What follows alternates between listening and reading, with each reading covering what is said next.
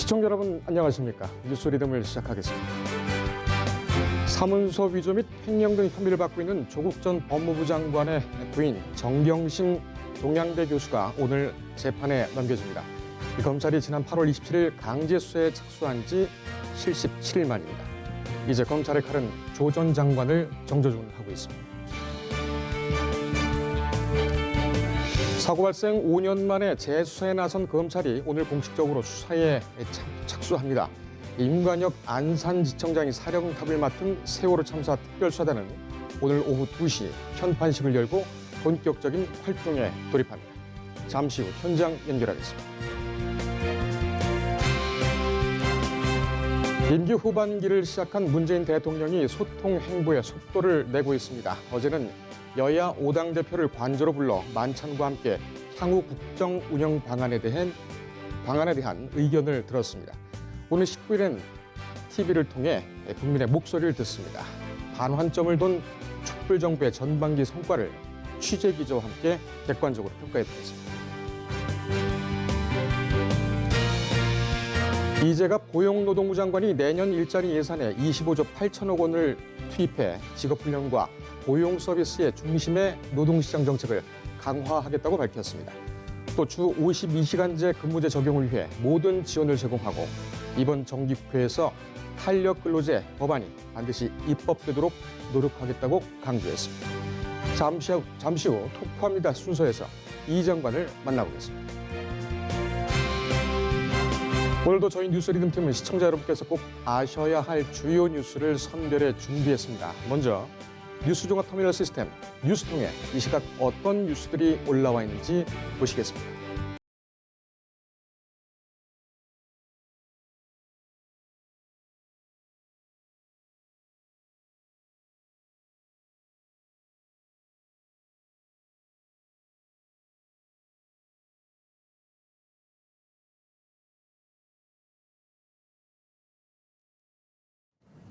검찰이 오늘 정경심 교수를 추가 기소합니다. 이에 따라서 조국 전 장관에 대한 소환 조사도 초읽기에 들어갔다는 분석이 나오고 있습니다. 검찰은 구속시한 만료를 하루 앞둔 어제 조사를 하려 했지만 정 교수가 건강상의 이유를 들고 불출석했습니다. 재판이 본격화되면 정 교수가 보석 신청을 할 가능성이 높아지고 있습니다. 보도에 정혜훈 기자입니다. 검찰이 오늘 조국 전 법무부 장관의 부인 정경심 동양대 교수를 재판에 넘깁니다. 지난 8월 27일 대대적인 압수수색으로 강제 수사에 착수한 지 77일 만입니다. 이는 9월 6일 딸의 표창장 위조와 관련한 사문서 위조 혐의로 재판에 넘겨진 이후 추가 기소입니다. 정 교수는 자녀의 입시 비리와 사모펀드 비리, 증거 조작 시도와 관련한 10개 혐의를 받고 있습니다. 정 교수는 딸의 동양대 총장 표창장을 위조한 후 지난 2013년 부산대 의학전문대학원 등에 제출하고 이에 따라 해당 대학의 입시 전형을 방해한 혐의를 받고 있습니다. 또 코링크 PE가 조성한 사모펀드의 투자를 받은 코스닥 상장사 WFM의 미공개 정보를 이용해 주식을 매입하고 차명으로 보유한 혐의를 받고 있습니다. 검찰 수사가 진행되자 자산관리인 김모 한국투자증권 차장에게 PC 하드디스크 교체를 부탁하고 조 전 장관의 인사청문회 과정에서 사모펀드 투자 운용 보고서 작성을 의뢰해 제출하는 등 증거 조작을 시도한 혐의도 받고 있습니다. 정 교수의 일부 혐의와 연관된 것으로 의혹이 제기된 조 전 장관은 정 교수의 구속기간 만료일인 오늘 전 소환될 수 있다는 예상도 나왔지만 결국 기소 이후로 미뤄졌습니다.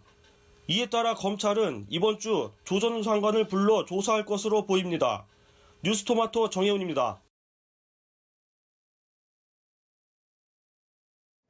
지금부터는 후반전을 시작한 촛불 정부의 전반기 평가와 후반기에 대한 전망을 취재 기자와 함께 알아보도록 하겠습니다. 청와대 출입하고 있는 이성희 기자 나왔습니다. 자, 이 기자. 이 기자는 촛불 정부가 들어서면서 같이 들어갔었죠? 예, 그렇습니다. 2년 동안 옆에서 지켜보니까 어떻던가요? 열심히 노력은 하고 있는데 이제 그 성과가 국민들에게 체감이 좀 되지 않고 있다. 좀 그런 느낌이 들고 있습니다. 오늘인가요? 문재인 대통령의 국정 지지도 이 여론조사가 나왔는데 이것에 대해서는 좀 평가가 엇갈리는 것 같아요. 어떻게 봅니까? 그 지지율을 보면 이제 문재인 정부가 임기 초반에는 80% 이상의 높은 고공행진을 이어갔습니다. 예. 다만 이제 임기 반환점을 앞두고 좀 리얼미터 등 여론조사 기관에 따르면은 40% 중반대 지지도가 유지되고 있습니다. 예. 근데 사실 이게 역대 정권과 비교하면 그렇게 낮은 수준은 아닙니다. 그 임기 반환점 기준으로 한국갤럽의 조사 결과를 보면은 문 대통령은 45%를 기록했는데요. 이는 그 노무현 전 대통령의 34%, 박근혜 전 대통령의 38%보다 높고 또 이명박 대통령의 49%보다는 약간 낮은 수준입니다. 예. 다만 워낙 높은 지지율로 시작해가지고 그 지지율 하락 추이가 좀 다른 정권보다 가파르다는 점은 좀 있습니다. 예. 그리고 눈에 잡히는 성과가 딱히 없다는 것도 좀 약점으로 지적되고 있습니다. 뭐 가장 지금까지 힘을 들여온, 공을 들여온 정책은 역시 대북 정책 아니겠습니까? 이것에 대해서는 어떻게 판단하고 있습니까? 그러니까 2017년 그 당시 상황을 좀 돌이켜볼 필요가 있어 보이는데요. 당시 그 남북 관계가 경색되고 북한은 그 핵실험과 장거리 미사일, ICBM 실험을 계속하면서 긴장을 많이 만들고 있었습니다. 그래서 예. 미국에서는 북폭론 그런 이야기도 있었고 전쟁 일촉즉발이라는 그런 위기 상황도 있었는데 그 문 대통령이 취임하고 좀 상황이 많이 바뀌었죠. 그래서 지금은 좀 북미 관계가 잘 안 풀리고 있다. 그런 견해도 있지만 북한과 미국이 서로 대화 상대로 인정하고 이야기를 하고 있으며 예. 또 북한도 핵실험은 안 하고 있고 그 미사일 실험도 지금 단거리 미사일 위주로 그 약간 좀 톤 조절을 하고 있기 때문에 상황은 많이 괜찮아진 것 같습니다. 다만 국민들 기대감은 좀 더 속도감 있게 가는 걸 원하기 때문에 약간 거기서 그 온도차가 있는 것 같습니다. 예. 대북 문제와 북한과 미국 이 부분 같은 경우에는 뭐 도널드 트럼프 미국 대통령의 어떤 현 상황 그리고 미중 무역 갈등 또 우리나라와 일본의 그 경제 분쟁 이런 여러 가지 국제적인 사정이 이게 겹치면서 좀 뭐 성과를 내지 못하고 있습니다만 분명히 진일보했다는 것은 평가를 좀 받아야 될 것 같아요. 예, 어제는 일요일이었지만은 그 노영민 청와대 비서실장하고 또 뭐 여러 사람들이 모여서 같이 후반기에 대한 또 전반기에 대한 얘기도 나눴었고 대통령이 또 관저로 오당 대표를 불렀죠. 예. 뭐 고성 얘기도 나오고 좀 그랬었는데 종합적으로 어떤 일이 있었는지 좀 설명을 해주시죠.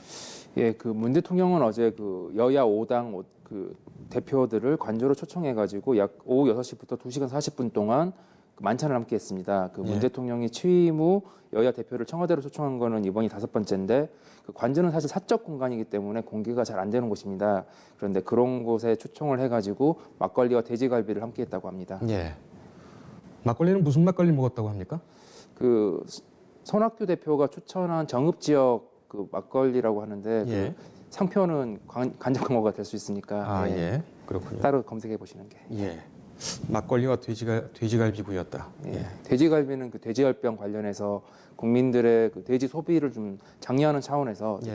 돼지갈비가 선정됐다고 합니다. 그렇군요. 지금 한 33일째인가 소강 상태이기 때문에 일단은 지금 물러간 것이 아니냐 돼지열병 같은 경우에는 그런 뭐 평가도 나오고 있습니다만 어쨌든 예 돼지갈비와 막걸리 분위기는 어땠습니까? 그 참석자들이 이제 끝나고 나서 청와대는 공식 브리핑을 안 했지만 참석자들이 끝나고 나서 기자회견을 하든지 그렇게 좀 밝혔는데 그 문 대통령과 여야 대표는 원탁 테이블에 앉아가지고 막걸리 3-4병을 함께 나눠 마시며 부드러운 분위기로 그 정치, 경제, 노동, 외교, 통일 다양한 분야를 논의했다고 합니다. 예. 특히 문 대통령이 여야정 상설협의체를 좀 같이 복원해서 여야 협치를 하자 그렇게 제안을 하니까 그 황교안 대표를 비롯한 여야 대표들도 다 긍정적인 반응을 보였다고 합니다. 예. 한 뭐 서너 잔씩은 마시는 것 같군요. 패스트트랙에 올라가 있는 선거법 개정 문제. 이것 때문에 그 황교안 자유한국당 대표하고 손학규 바른미래당 대표 언성을 높였다. 어떻게 된 겁니까? 예, 사실 그 지난 4월 달에 한국당을 제외한 여야 4당이 지역구 국회의원 숫자는 줄이고 비례대표를 늘리는 식의 준연동형 비례대표제 그 선거법 처리 합의한 적이 있습니다. 그래서 현재 그게 패스트트랙에 올라서서 올해 12월 3일에 이제 그걸 직권 상정을 할 것인가 말 것인가 거기에 좀 관심이 모여 있습니다.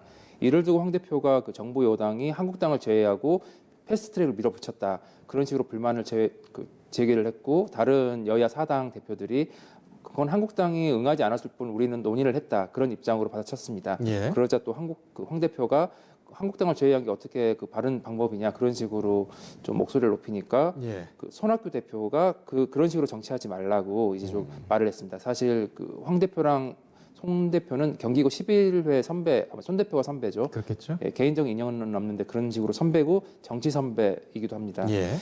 그래서 이제 서로 이제 분위기가 뜨거워지니까 문 대통령이 좀 손을 들어 올리면서 좀 분위기를 진정시켰고 야당 대표들이 그 서로 사과의 뜻을 전하고 좀 대화를 이어간 걸로 알고 있습니다. 예. 지금 보면은 손학규 대표도 그렇고 황교안 대표도 그렇고 당내 지지가 그렇게 공고한 상황은 아니죠. 그리고 어떻게 보면은 우리식으로 지금 뭐 그 일반 국민의 어떤 그런 시각으로 보면은 상주가 그 시간을 내줘서 왔던 그런 조의객, 문상객들을 불러서 식사를 대접하는 자리인데 여기서 또 이렇게 고성이 오가고 문상은 그렇게 하는 게 아닌데 말이죠. 예. 뭐 문상 일반적인 문상은 그렇게 하는데 사실 이 자리는 문상이 그 이유긴 한데 사실 국가를 움직이는 분들이 모인 자리이기 때문에 사실 그런 식으로 치열하게 토론하는 것도 나쁘지 않은 거로 생각됩니다. 예, 알겠습니다. 청와대 3실장 네. 공동 기자 간담회가 있었죠. 이거 사전에 예고가 됐었던 겁니까? 예고는 됐습니다. 사전에 한 하루 이틀 전에 할 것 같다. 그 분위기는 좀 이야기 있었고 누군가는 와서 설명을 할 것이다라는 좀 이야기는 있었는데 예. 3실장이 다 올 거라고는 좀 예상이 안 됐습니다. 이게 처음 예. 있는 일이어가지고 예. 그 3실장이면은 누구누구가 나오는 겁니까? 예, 그 노영민 대통령 비서실장, 예. 김상조 정책실장, 예. 정의용 안보실장 이렇게 핵심 참모 3명을 이야기합니다. 그렇군요. 우선 노 실장 얘기부터 좀 짚어볼까요? 예. 어떤 얘기를 했습니까? 일단 노 실장은 문재인 정부 그 집권 전반기를 대한민국의 틀을 바꾸는 대전하는 시기였다고 설명했습니다. 그리고 이제 남은 2년 반 후반기에는 국민들이 체감할 수 있는 성과를 내고 그 전반기의 성과를 바탕으로 대도약을 하겠다. 그런 의지를 드러냈습니다. 예. 또 그 외에도 다양한 현안에 대해서도 설명을 했었는데요. 네. 그 질의응답이 이어지면서 일단 그 협치를 강조하면서 능력에 기초한 탄평 인사를 더욱더 강화하겠다고 했습니다. 예. 또 청와대 인사들 중에 내년도 청와대 인사라든지 정부 인사라든지 내년 총선이 있으니까 그 앞두고 나가고 싶어 하시는 분들 또 당에서 요청을 하시는 분들은 나갈 수 있도록 하겠다. 곧 연말 연초에 청와대 개편과 그 정부 개각이 있을 거다. 그렇게 예고를 한 셈입니다. 예. 뭐 김성식 바른미래당 의원 그리고 이종훈 전 새누리당 의원 입각을 제안했다. 문재인 대통령이 아우르는 포용 정치를 하겠다라는 일단은 그 긍정적인 신호로 보이는데 국회에서는 어떤 반응입니까? 일단 이게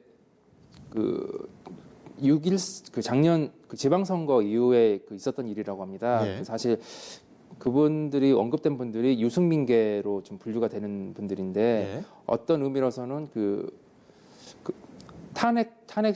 탄핵이 이루어졌던 게 사실 한국당 친박이 있었고 비박이 있지 않았습니까? 예. 그 비박들도 이제 그 정권 운영 쪽에 포함을 시켜가지고 함께 좀 크게 가겠다 좀 그런 의도가 있었던 것 같은데 그쪽에서는 사실 받기에는 좀 쉽지 않은 문제였기 때문에 그렇겠죠. 불발된 거로 보입니다. 그래서 이게 국회에서는 사실 이게 어제 나온 이야기고 이게 또 본인들도 공식적으로 확인해주지 않는 이야기이기 때문에 예전에 확인 안 해주는 이야기이기 때문에 사실 딱히 반응이 있다고 보기 좀 그렇습니다. 예. 오늘 뭐 조간에는 시각에 따라서는 탄핵연대를 형성해서 반문연대하고 맞서기 위해서 했던 뭐 공작이 아니냐 이렇게 폄하하는 논조도 좀 있었죠. 그 시점이 다르니까요. 시점이 지방선거 끝나고 나서 그때 당시 압승을 하지 않았습니까? 여권이. 그래서 그 기세를 이어서 대한민국을 한번 크게 뭔가 여야 협치로 끌고 가겠다. 예. 그런 의도가 있기 때문에 약간 반문연대랑은 좀 결이 다른 것 같습니다. 알겠습니다. 이거는 왜 지금 얘기가 나온 겁니까? 이게 문재인 정부의 인재풀이 좀 좁지 않냐 좀 그런 지적이 나와서 이야기 나온 겁니다. 사실 이번에 최근 조국 장관 문제도 있었는데 누군가를 장관으로 지금 개각도 생각을 하려면 후보들이 있어야 하는데 사실 총선도 앞에 두고 청문회 사람들이 좀 공포감 이라고 그래야 할까요? 그런 것 때문에 많이 고사를 하고 있기 때문에 네. 우리도 노력을 하고 여러분들한테 그 제안을 하고 있는데 잘 안 된다. 심지어 야당 분들한테도 제안을 했지만 그분들이 안 받더라. 그런 설명을 하는 과정에서 이야기가 나왔습니다. 아, 그러면은 김성식 의원이나 이종훈 전 의원에게 입각을 제안했다는 것이 청와대 쪽에서 나온 얘기입니까? 이 국회 쪽에서 일단은 누구라고 그 언급은 안 하고 우리도 야당 분들한테 입각을 제안했다 그렇게 공개를 했고 이제 정치권에서 지금 도는 이야기가 그 사람들한테 그 제안을 했을 것이다. 좀 그런 이야기가 돌고 있습니다. 알겠습니다. 한 2분 정도 남았는데 한 1분 정도 걸쳐서 김상조 정책실장 어떤 얘기를 했는지 전해주시죠. 예, 김 실장 같은 경우는 지금 당장 어렵다고 해서 낡은 과거의 모델로 되돌아가는 건 쉽지 않다면서 경제 패러다임 전환은 반드시 가야 한다고 지금 현재의 정책 기조를 이어갈 의지를 밝혔습니다. 예. 또 현안 관련해서는 부동산 정책과 타다 그 논란에 대해서 이야기했는데요. 부동산과 관련해서는 정부는 실수요자를 보호하는 세부적 주택 정책을 계속 이어갈 것이다. 특히 그 부동산 과열 조짐 같은 경우 그 보이는 곳에는 그 뭐랄까 자금 조달도 좀 조사를 할 것이고 또 대출 규제, 세제 등 다양한 정책을 동원해서 부동산 과열을 막을 것이다. 그런 의지를 보였습니다. 그렇군요. 네, 타다 논란 같은 경우는 혁신 성장을 좀 강조하긴 했는데 그래도 혁신의 과정에서 피해를 입는 그 계층에는 좀 뭔가 배려를 해줘야 한다. 그런 식의 입장을 밝혔습니다. 알겠습니다. 정의용 안보실장도 중요한 얘기를 했죠.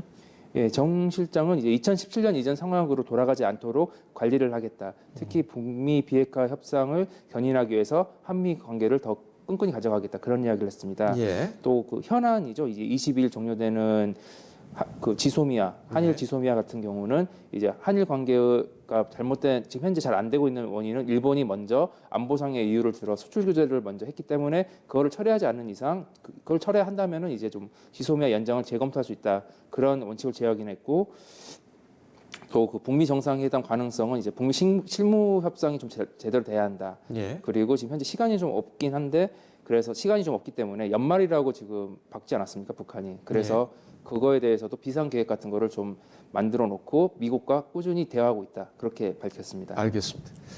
오늘 19일 밤 8시에 MBC를 통해서 문재인 대통령이 국민들과 100분 토론을 합니까? 예, 이게 국민이 묻는다. 2019 국민과의 대화라는 제목으로 이제 100분간 진행됩니다.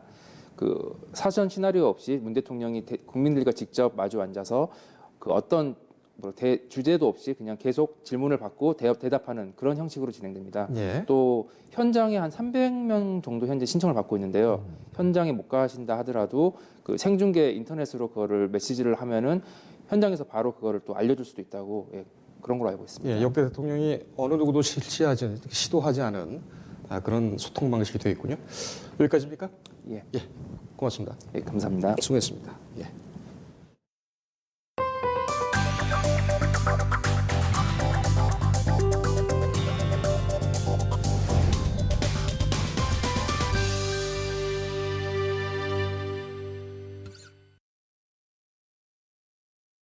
예, 세월호 사건에 대한 검찰 재수사가 오늘부터 본격적으로 시작됩니다.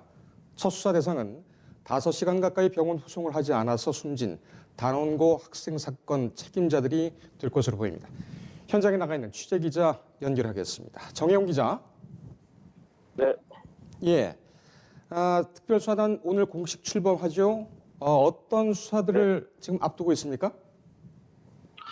네, 수사단은 그동안의 수사 자료와 그 사회적 참사 특별조사위원회 등이 제기한 의과 관련된 자료를 분석하는 것에부터 이번 활동을 본격적으로 시작할 것으로 보입니다. 이들 자료에 대한 검토를 바탕으로 이번 수사 방향도 설정될 예정입니다. 최근 특조위는 지난달 31일 기자회견을 열어 세월호 참사 구조 수색에 대한 적정성 문제를 제기했습니다. 예. 발견된 희생자부터는 두 번째 발견 이후 5시간 40분이 지난 오후 5시 24분 이후에나 발견된 구조수색에 문제가 있다고 주장을 했습니다. 예. 지금 이 사건 외에 또 세월호 참사가족 협의회가 고소 고발도 준비하고 있다. 이렇게 지금 알려지고 있는데 어떤 내용입니까? 네, 가족협의회가 고소 고발할 예정인 3사 관련자 122명도 이번 수사 대상에 포함될 것으로 보입니다. 협의회는 박근혜 전 대통령과 당시 법무부 장관이었던 자유한국당 황교안 대표 등 정부 책임자 9명과 김석균 전 해양경찰청장 등 구조 관계자 29명을 미필적 고의에 의한 살인, 그리고 공무집행 방해 등 혐의로 고발을 준비하고 있습니다. 그리고 한국당 심재철 의원 등 전 현직 의원 26명과 한국기독교 총연합회 회장인 정광훈 목사 등 보수단체 회원 11명에 대해서는 명예훼손 혐의를 적용할 방침입니다. 협의회는 오늘 13일까지 1차 국민 고발의 서명을 받은 후에 15일 검찰에 고발장을 제출할 계획입니다. 수사단 인선은 지금 다 끝났죠. 전문가들이 상당히 많이 편성이 되어 있는 걸로 지금 보도가 되고 있는데 수사단 인선은 지금 어떻게 구성이 됐습니까? 네, 지난 6일 대검찰청에서 밝힌 바대로 수사단장은 임관혁 안산지청장이 맡았습니다. 그리고 부장검사로는 조대철청 인권수사자문관, 그리고 용성진 영동지청장이 상정했고요. 평검사 수사에 참여합니다. 이들 평검사는 삼성 바로 취업 비리 수사를 담당한 검사들이 합류한 것으로 알려졌습니다. 다만 국내 최대 규모인 서울중앙지검 검사는 합류하지 않았습니다. 수사단은 서울고검청사에 마련됐고요. 수사는 대검찰청 반부대 강력부의 지휘를 받게 됩니다. 임관혁 장관은 잠시 후 오후 시 서울중앙지검 브리핑실에서 이번 수사 관련된 입장을 발표할 예정입니다. 예, 알겠습니다. 성 기자 수고했습니다. 네. 예, 잠시 후 오후 2시에 서울중앙지검 브리핑에서 이번 수사 관련해 임관혁 단장이 하게 되는 브리핑에 대해서는 저희 뉴스토마토 홈페이지와 지면을 통해서 상세하게 보도를 해드리겠습니다. 네, 다음 소식입니다. 죄송합니다. 정부가 민간 택지 분양가 상한제라는 극약 처방을 썼지만 집값 안정화 가능성은 장담할 수 없는 상황입니다. 치솟는 집값이 일시적으로 주춤하겠지만 공급 물량이 급감하면서 2, 3년 내에 수요가 공급을 넘어설 것으로 전망됩니다. 벌써부터 추가 규제 가능성이 나오고 있습니다. 보도에 조용훈 기자입니다. 집값 안정화를 내걸었던 문재인 정부가 임기 반환점을 돌아섰지만 서울 아파트 가격은 연일 신고가를 경신하고 있습니다. 지난 2년 반 동안 발표한 크고 작은 부동산 대책만 총 14개로 대부분이 시장 규제책들이었습니다. 정부는 그간 줄곧 대출 규제와 보유세 인상 등 투기 수요 억제에 집중해왔지만 이 역시 큰 효과를 거두진 못했습니다. 현재도 서울 아파트 가격은 꾸준한 상승세를 이어가고 있습니다. 한국감정원에 따르면 11월 첫째 주 서울 아파트 매매 가격은 지난주보다 0.09% 올라 19주 연속 상승했습니다. 집권 초기 5억 초반대였던 서울 아파트 중위 매매 가격도 현재는 7억 후반대까지 치솟은 상황입니다. 이런 가운데 정부는 지난 6일 민간택지 분양가 상한제를 본격 시행하면서 시장에 다시 한번 규제를 가했습니다. 시장에 미칠 부작용도 만만치 않습니다. 낮아진 사업성 탓에 향후 2, 3년 내 서울 내 공급 물량이 급감할 것으로 보입니다. 결국 수요가 공급을 넘어서면서 서울 아파트 가격의 추가 상승이 불가피할 전망입니다. 여기에 더해 현재 지속되고 있는 저금리 기조와 1,000조 원에 육박하는 부동자금이 서울 아파트 가격 상승에 불쏘시개로 작용할 가능성도 배제하기 어렵습니다. 앞으로 남은 임기 동안 정부는 기존 부동산 정책 기조를 그대로 유지한다는 입장입니다. 정부는 서울 아파트 가격의 급등이 재현된다면 언제든 추가 규제 카드를 꺼낸다는 계획입니다. 이와 함께 강남을 중심으로 한 고가 아파트들의 자금 조달 계획서를 들여다보는 등 불법 투기 수요에 대한 원천 차단도 병행합니다. 뉴스토마토 조용훈입니다. 예, 그런가 하면 침체됐던 지방 부동산 시장은 사정이 좀 나아질 것으로 보입니다. 정부가 발표한 분양가 상한제 대상 지역 가운데는 대구, 대전, 광주, 세종 등 가격 상승 지역이 빠져 있는데 벌써부터 투자자들이 몰리고 있는 상황입니다. 이어서 최영민 기자입니다. 정부의 민간 택지 분양가 상한제 적용 지역 발표 이후 서울 지역을 제외한 지방 주요 지역에 대한 관심이 높아지고 있습니다. 이번 분양가 상한제 지정 범위에 지방은 한 곳도 포함되지 않았고 일부 지역은 조정 대상 지역에서 해제되는 등 오히려 규제 약화 움직임이 일고 있기 때문입니다. 정부 발표 직후 지방 주요 지역에 대한 투자 수요도 살아나고 있습니다. 이번 정부 발표로 하락하고 있는 지방 부동산 시장이 살아날 수 있을지 관심이 쏠리고 있습니다. 11일 한국감정원 자료에 따르면 11월 첫째 주 지방 및 6대 광역시 아파트 매매 가격 지수는 지난 1월 첫째 주보다 낮은 것으로 나타났습니다. 먼저 지난 1월 첫째 주 96을 기록했던 지방권 아파트 매매 가격 지수는 11월 첫째 주 93.1까지 하락했습니다. 아울러 1월 첫째 주 99.1을 기록했던 6대 광역시 아파트 매매 가격 지수도 11월 첫째 주 98을 기록하며 여전히 낮은 수준을 유지하고 있습니다. 현재 아파트 가격이 약 1년 전 수준을 회복하지 못하고 있다는 뜻입니다. 그러나 향후 지방 아파트 시장은 이전과는 다른 모습을 보일 것으로 예상됩니다. 먼저 정부는 이번 분양가 상한제 발표에서 부산광역시 3개구와 고양시 및 남양주시 일부 지역을 조정대상 지역에서 해제했습니다. 조정대상 지역에서 해제되면 청약통장 가입 기간이 2년에서 6개월로 줄어드는 등 청약 요건이 완화됩니다. 여기에 양도세 중과 배제와 대출 조건 완화 등이 더해지면서 부동산 시장이 활기를 띨 것으로 예상됩니다. 특히 전문가들은 정부가 최근 집값이 급등한 대전 등 주요 광역시를 규제하지 않은 것에 대해 주목하고 있습니다. 대구를 비롯한 대전, 광주 광역시가 가격이 상승하는데도 불구하고 정부가 규제하지 않은 것은 지방 경제가 침체돼서 아마 지방 경제를 염두에 두고 규제하지 않은 것으로 판단됩니다. 이 때문에 벌써부터 조정 대상 해제 지역을 중심으로 투자자들이 대거 몰려들고 있는 것으로 알려졌습니다. 이런 상황에서 세종시 등 여전히 조정 대상 지역으로 묶여있는 지방 주요 지역을 중심으로 해제 요구가 더욱 강해질 것으로 예상됩니다. 뉴스토마토 최용민입니다.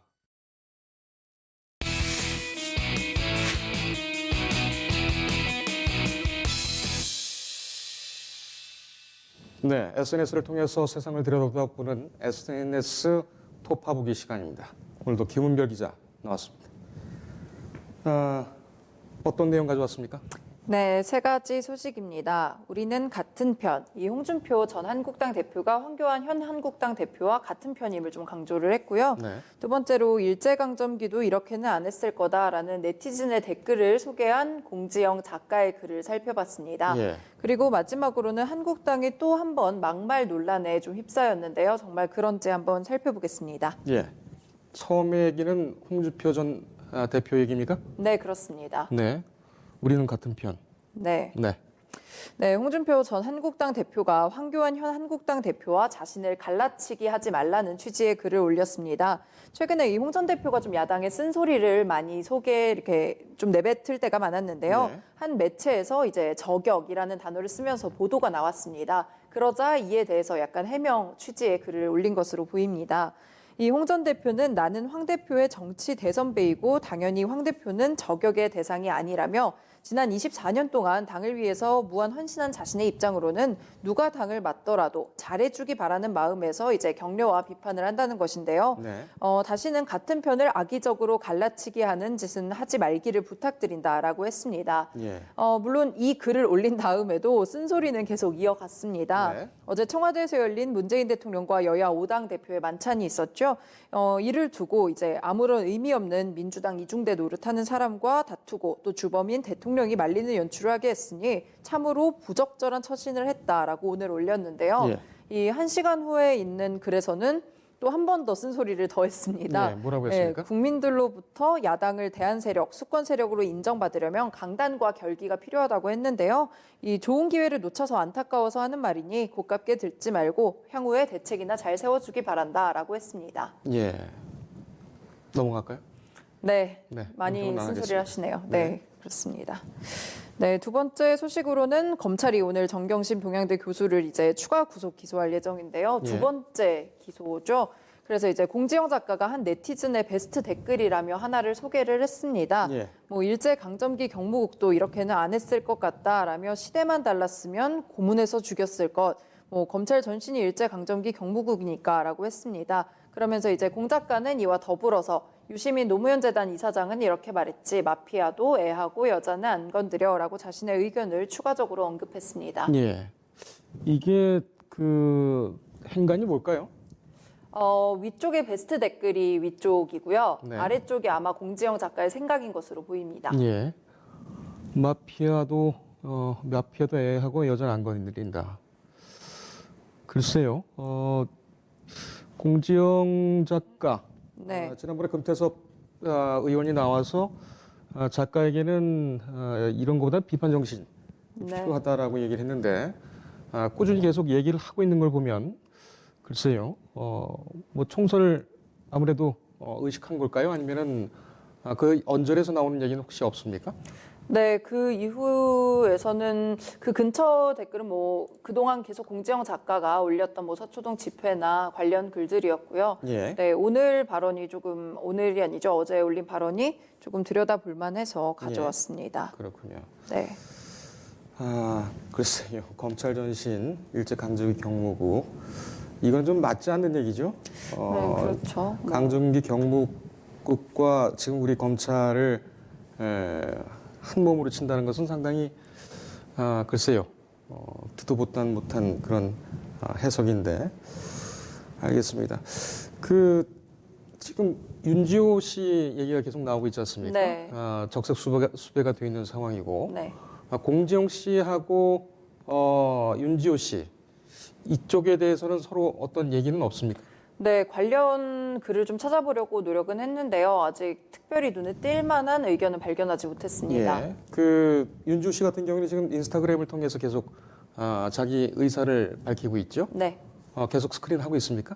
네, 계속 팔로우 예, 하겠습니다. 계속 네. 보고 있고 지금 시민권을 땄느냐 안 땄느냐 이게 상당히 좀 중요한 상황이고 네. 검찰도 경찰의 1차 체포영장 신청을 반려를 했다가 받아들인 것이 바로 이 시민권 때문인데 네. 캐나다 시민권을 따게 되면은 범죄 인도 청구가 상당히 좀 어렵다 이렇게 되는 것이 이 검찰의 좀 설명이죠. 글쎄요. 윤지호 씨 같은 경우에는 내부에서도 캐나다 경찰이 한국으로 가지 말아라 이런 조언을 했다고 하는데 네. 그 내용도 좀 살펴봐야 될 것 같습니다. 네. 그렇게 되면은 지금 우리나라가 수사하고 있는 것에 대해서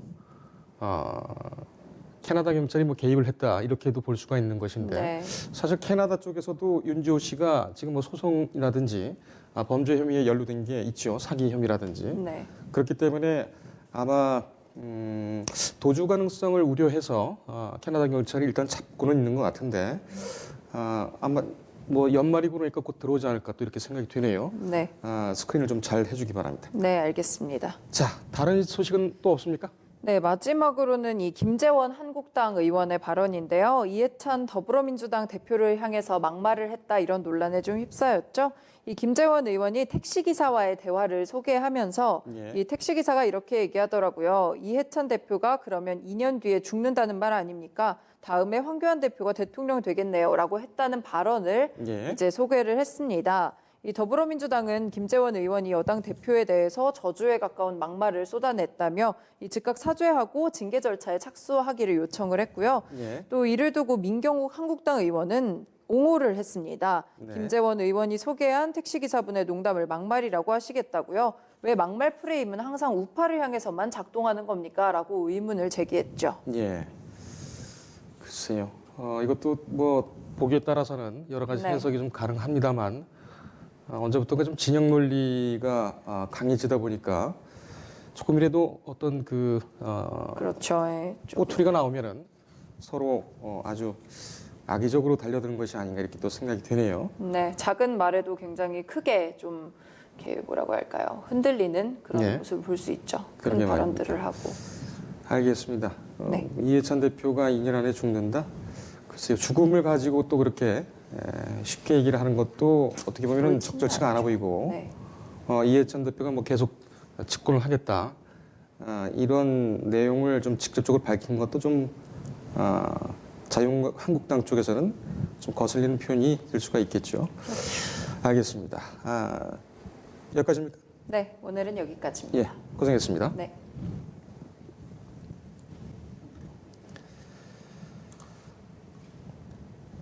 예, 다음 소식입니다. 촛불정부 임기가 후반기를 시작하면서 역시 가장 아픈 손가락은 일자리 문제입니다. 어제 청와대 춘추관에서 열린 비서정책안보실장 기자간담회에서도 노영민 청와대 비서실장이 체감 성과가 낮다면서 일자리 문제를 언급했지요. 그렇다면 하반기에는 사정이 좀 나아질까? 저희 뉴스토마토 권대경 정책부장이 이재갑 고용노동부 장관을 직접 만나 인터뷰했습니다. 지금부터 보시겠습니다.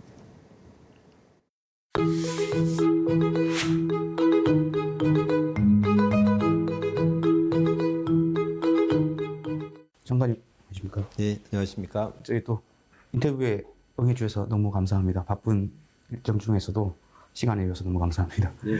아무래도 최근에 이제 고용 문제가 국가적인 화두이기도 하고 또 많은 국민들의 관심도 있고 또 경제를 말할 때 많이 거론되는 항목이기도 하고 대통령께서도 취임 초에 일자리 현황판을 만들고 많은 노력을 기울이시고 계신데 그런 부분에서 우리 고용부 장관님께서 이렇게 고용 현안이라든지 또 국제 이슈들도 있고 해서 이렇게 말씀을 좀 주시면 저희 시청자분들이나 그리고 독자분들이 굉장히 많은 이해가 될 것 같습니다. 그래서 오늘 몇 가지 질문을 우선 드리겠습니다. 네. 최근에 고용 지표가 조금 나아지긴 했습니다. 뭐 작년에 취업자 수 증가 폭을 보면 많이 힘든 상황이었는데 그나마 조금 많이 나아진 지표가 좀 나오고 있는 것 같습니다. 근데 주로 이제 그 세부 내용을 들여다보면 물론 이제 일각의 비판하는 쪽에서는 그 주로 단기 일자리라든지 뭐 노인 일자리라든지 이런 게 정부의 재정이 투입되는 일자리가 많이 늘어난 게 아니냐 그런 좀 비판들이 좀 사실 많은 게 현실이거든요. 그 부분에 대해서 장관님께서 좀 어떻게 말씀 주실 수 있는지 좀 말씀을 부탁드리겠습니다. 네. 우선 금년도의 고용 지표를 보면 사실은 작년에 비해서 고용 회복세가 좀 완연하게 나타나 있습니다. 잠깐 이렇게 말씀드리면 지난 9월 취업자 수는 전년 동월 대비해서 약 35만 명 정도 증가했고요. 그리고 고용률도 67.1%인데 이 정도면은 통계 작성률이 가장 사실은 높은 수준입니다. 그리고 실업률도 한 3.1%로 2013년 이후에 가장 낮은 수준을 보이고 있습니다. 근데 이 통계를 이 숫자를 어떻게 볼 것이냐 하는 것을 한번 말씀을 드릴 필요가 있는데 취업자의 증감 같은 경우는 사실 작년 같은 경우에 이제 고용이 굉장히 좀 안 좋았지 않습니까? 그런 기저 효과가 작용할 수가 있습니다. 또 하나는 인구가 뭐 는다든지 준다든지 이럴 때에 따라 취업자 증감이 바뀔 수가 있거든요. 그래서 그걸 또 인구 효과라고 하는데 취업자의 증감만 보게 되면 이런 문제가 이제 볼 수가 있는데 고용률의 경우에는 이런 효과를 다 배제하는 그 변화를 볼 수가 있습니다. 그래서 고용률이 계속 이렇게 증가하고 있다라는 것은 이런 효과를 다 배제하고 나서도 고용 상황이 좋아지고 있다라는 것을 사실은 나타내는 지표이기 때문에 매우 의미가 있는 지표라고 생각합니다. 이제 재정 지원 일자리와 관련해서는 이제 기본적으로 저희가 말씀드리고 싶은 것은 물론 가장 중요한 것은 시장에서 일자리가 충분히 많이 만들어지는 것이 중요합니다. 그렇지만 시장이 아직 그러지 못할 경우에는 재정을 투자해서라도 그걸 보완하는 것은 정부의 책무라고 생각을 하고 있습니다. 그러면은 지금 나타나고 있는 고용 동향이 과연 재정 지원 일자리로만 만들어진 것이냐를 한번 살펴볼 필요가 있는데 지금 고용률을 연령대로 나누어서 살펴보게 되면 뭐 40대의 고용 상황이 지금 안 좋은 것은 제조업이 고용이 어려운 문제, 그거 연결돼서 생각할 수 있는 부분입니다. 하지만 이 40대를 제외한 나머지 모든 연령대에선 고용률이 증가하고 있다는 것을 볼 필요가 있습니다. 그래서 단지 노인층뿐이 아니라 40대를 제외한 모든 연령대에서 고용 상황이 나아지고 있다는 것을 볼 필요가 있고 그다음에 노인 취업자가 증가하는 부분을 이제 우리가 어떻게 봐야 될 것이냐 하는 부분이 또 남습니다. 이것은 우리나라가 급격하게 노인 인구가 증가하고 있기 때문에 그것과 같이 봐야 됩니다. 그래서 재정 지원, 그러니까 우리가 소위 얘기하는 노인 일자리 쪽에서만 노인 취업자가 증가하는 것이 아니고 노인 취업자의 사실은 절반 이상은 그것과 관계없는 시장에서 노인 취업자가 증가하고 있다는 것을 볼 수가 있습니다. 주로 많이 하시는 분들이 이제 도소매업, 뭐 농림업 이런 쪽에서 많이 증가하시거든요. 그래서 이런 부분을 같이 볼 필요가 있고, 이런 노인 일자리 부분은 우리가 노인 인구가 지금 굉장히 급격하게 증가하고 있는데 상대적으로 노인 복지는 우리가 그렇게 완벽하지가 않습니다. 그래서 이분들을 빈곤층으로 전락하는 것을 막기 위해서라도 사실은 필요한 분야이고, 앞으로 노인 인구가 늘어남에 따라서 이 분야는 계속 좀 확대될 필요가 있다고 생각하고 있습니다. 노인 일자리나 여성 일자리와 달리 청년 일자리 상황은 그렇게 개선되지 않고 있다는 지적이 많거든요, 사실. 그 부분에서 좀 정부로서 어떤 좀 대책을 갖고 있는지 말씀 주시겠습니까? 지금 말씀하신 것처럼 청년들의 일자리 문제는 이 청년들이 노동시장에 처음 진입하는 세대고 앞으로 계속해서 우리 사회를 끌고 가야 될 세대이기 때문에 이 청년의 일자리 문제는 굉장히 중요한 과제입니다. 근데 우리나라에서 청년의 실업 문제, 청년의 일자리 문제는 사실은 굉장히 오래전부터 문제가 제기됐던 사안인데 모든 정부에서 많은 노력을 했죠. 그럼에도 불구하고 그 상황이 이렇게 썩 나아지진 않았었습니다.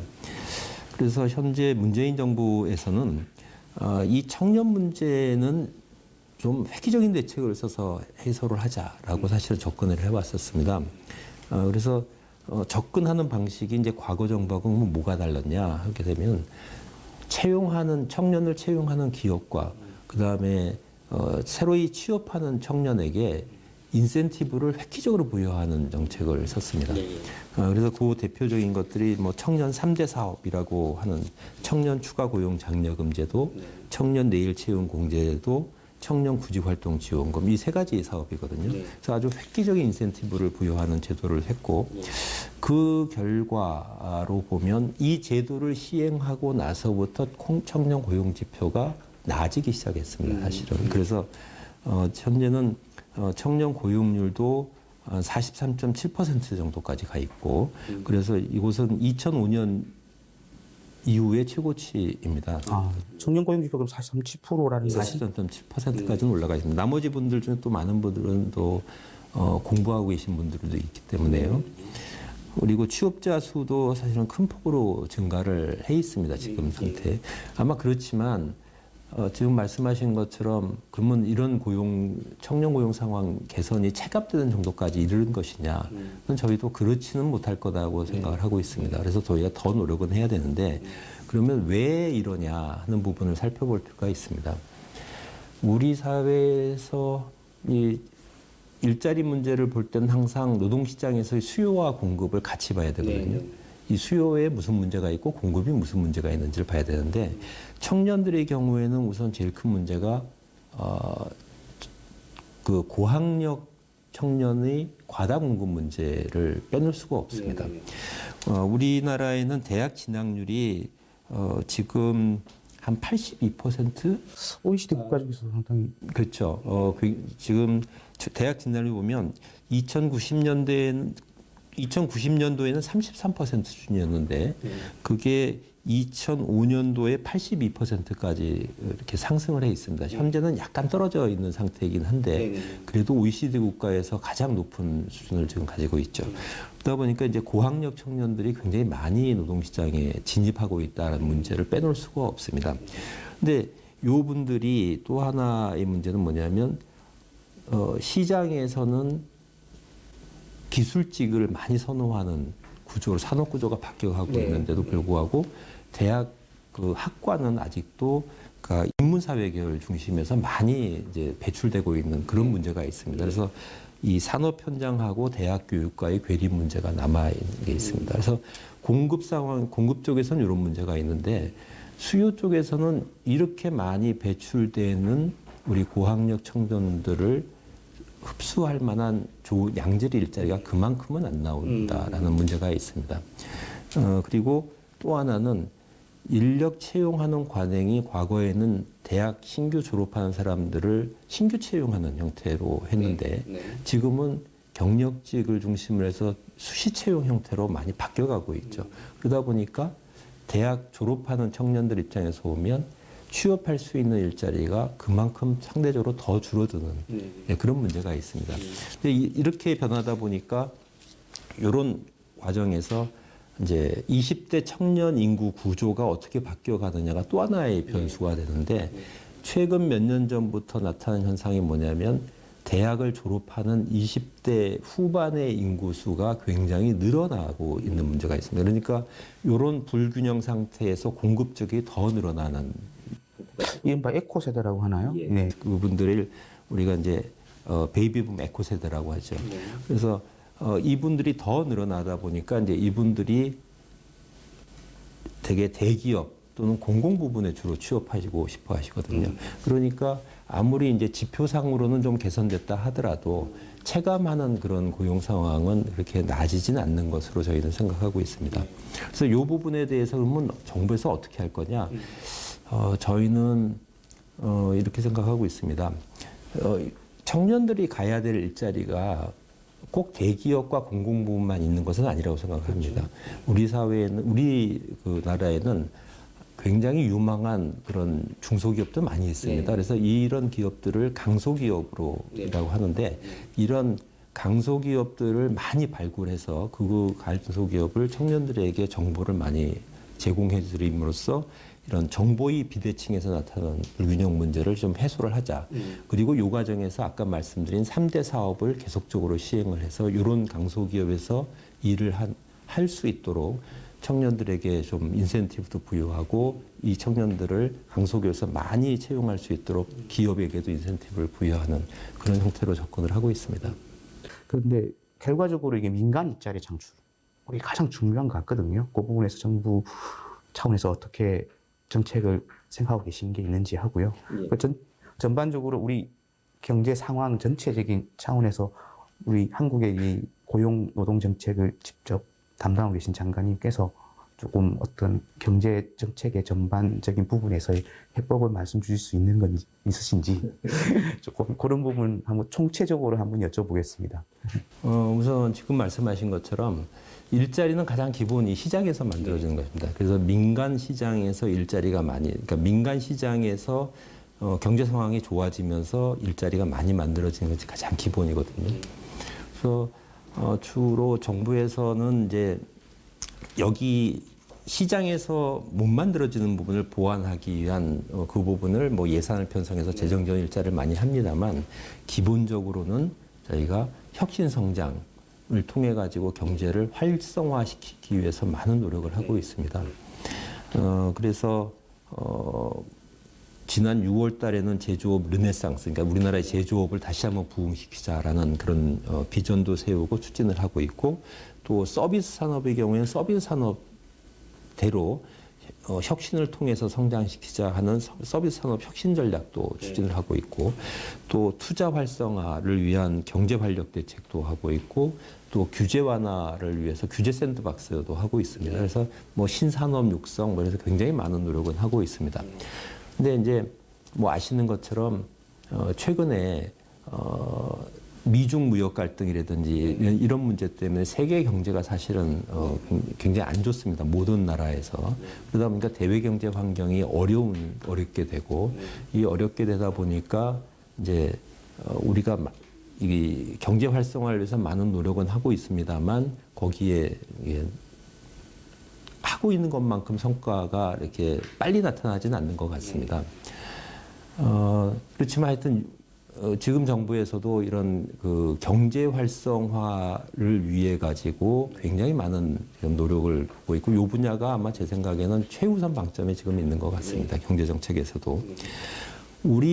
저희 고용노동부에서 하는 것은 이제 일자리 대책 또는 고용노동 정책 이런 부분인데 우리 고용노동부에서는 경제 분야에서 하는 이런 경제 활성화 대책에 발맞추는 정책이 사실은 필요하거든요.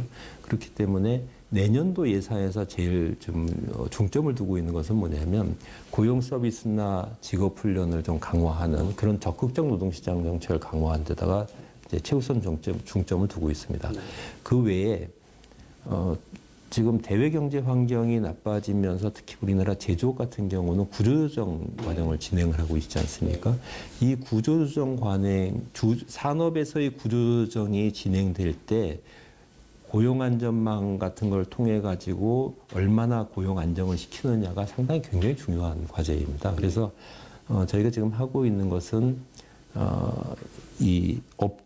그러니까 금년부터 지역 단위로 그 업종의 네트워크를 구성을 하고 있습니다. 저희 고용센터를 중심으로 해가지고 그 지역에서 그 지역의 가장 중요한 업종, 그 업종에 관련되는 모든 사용자 단체라든지 또는 훈련 기관이라든지 이런 단체들과의 네트워크를 구성해서 이 업종에서 어떠한 그 동향이 발생하고 있는지, 애로사항이 무엇인지 또는 구조조정이 진행되고 있으면 어떻게 진행되고 있는지를 파악해서 거기에 대해서 적절하게 빠르게 대응할 수 있는 그런 체제를 구축해 가고 있습니다.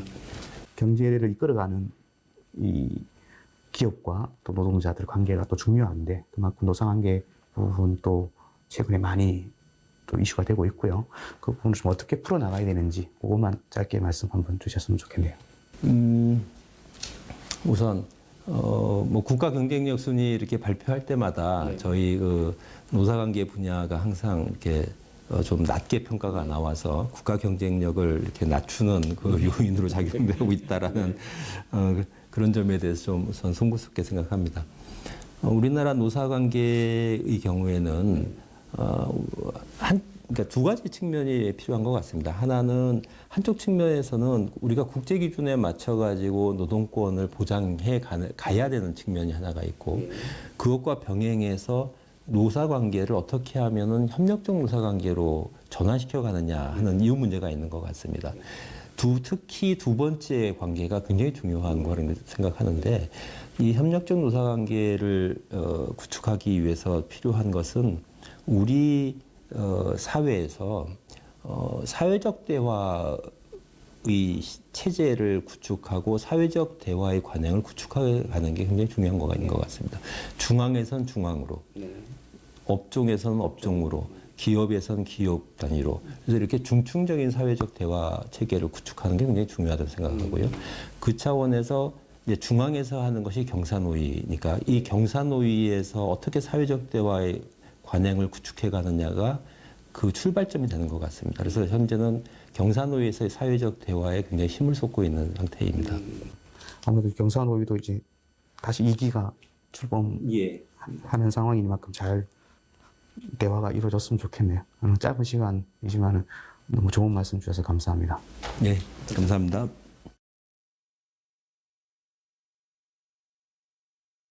예, 오늘 이종훈 박사의 정경유톡은 이재갑 고용노동부 장관 인터뷰 관계로 하루 쉬어갑니다. 시청자 여러분의 양해 바라겠습니다. 오늘 뉴스 등 여기까지입니다. 시청해주신 여러분 고맙습니다.